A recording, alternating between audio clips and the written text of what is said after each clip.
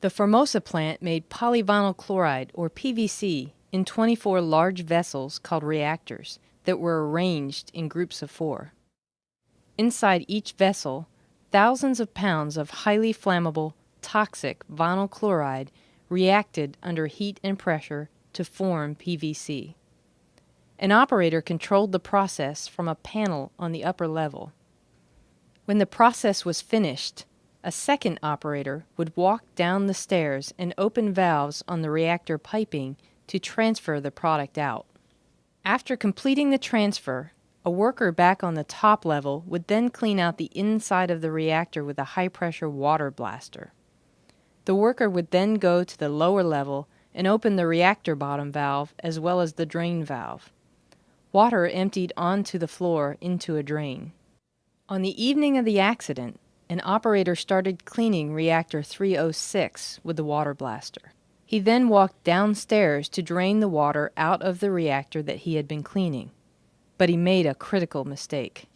The CSB concluded that instead of turning left at the bottom of the stairs to get to reactor 306, the operator turned right to a different group of reactors and approached reactor 310.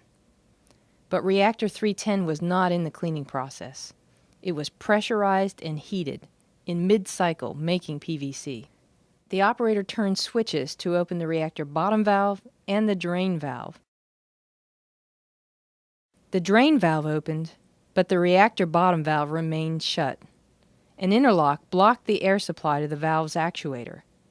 It was designed to do this as a safety measure when the reactor was under pressure, to prevent an accidental release.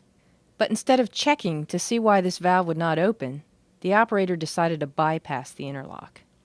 He disconnected the existing valve air supply hose and reached for one with a continuous air supply meant for use only in emergencies.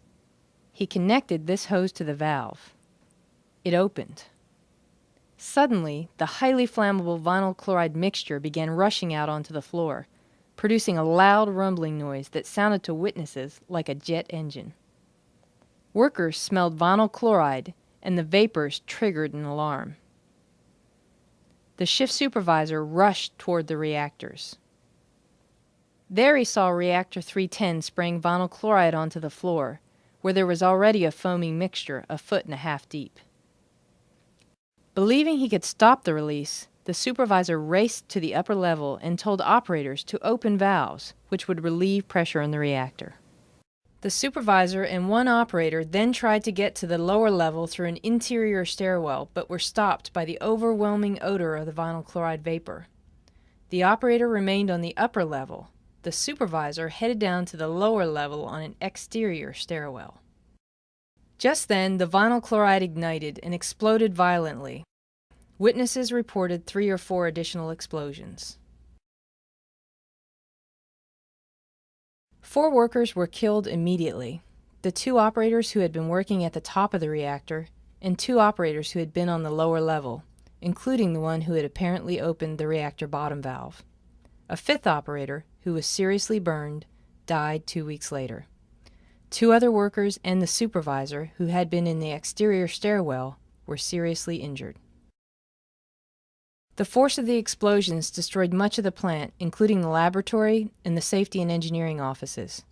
It blew off the reactor building roof, knocked down walls, damaged metal frames and piping, and lifted the reinforced concrete floors on the upper levels of the plant. One way to minimize human error, the CSB found, would have been to install additional locks or other devices to prevent critical valves from being opened when the reactor was under pressure. Overriding the only safety interlock was all too easy to do, by simply attaching the emergency air hose that hung nearby. Although the reactors were clearly numbered, they were grouped into similar sets of 4, increasing the chance that an operator might go to the wrong reactor. There were no gauges, indicators, or warning lights to inform operators on the lower level that a reactor was processing vinyl chloride. And those operators did not carry radios, or have an intercom, so they were unable to quickly check on the reactor status with operators at the controls upstairs. When a large chemical release like this occurs, employees need to get out of harm's way as quickly as possible. Companies need to train and drill their employees to evacuate instinctively. In this case, 2 operators remained on the upper level, trying in vain to slow the release. They and others who remained in the area died in the explosion. Their lives would have been saved had they evacuated immediately.